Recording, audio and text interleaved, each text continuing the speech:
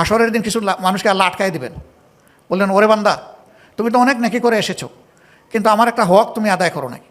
আল্লাহ বলবেন সেই হকটা কি? আল্লাহ আজকে এই বান্দা জিজ্ঞেস করবে, হে আল্লাহ সেই হকটা কি আমার উপর আপনার? বলবেন যে আমি অসুস্থ হয়ে তোমার কাছে গিয়েছিলাম, তুমি মন ভরে সেদিন আমার সেবাটা করো নাই।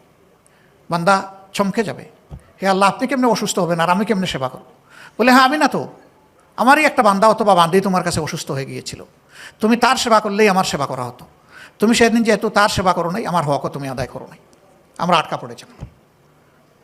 সম্মানিত ভাই বোনেরা, এই জায়গাটায় আমি অনুরোধ করব যে স্বচ্ছতা, বিবেকবোধ, দায়বোধ এবং দরদ নিয়েই যদি আমরা মানুষের প্রতি চিকিৎসার হারটা বাড়িয়ে দিই, আল্লাহ তাআলা দুনিয়ায়ও আমাদেরকে সম্মানিত করবেন, আখিরাতেও সম্মানিত করবেন।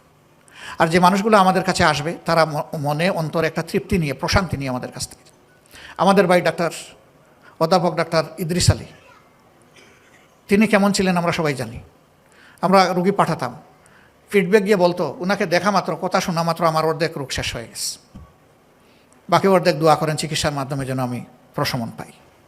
তা আমাদেরই তো ভাই, তিনি যে আদর্শটা সেট আপ করতে পারলেন, আমরাও পারবো ইনশাল্লাহ। আমি সেই প্রত্যাশা আপনাদের কাছে রাখলাম। আল্লাহ তাআলা আপনাদের সকলকে দেহের নয় শুধু মনের চিকিৎসা করার সেই সুযোগটাও দান করুন এবং মানুষের দোয়া লাভ করার সুযোগ আল্লাহ তাআলা আপনাদেরকে দান করুন।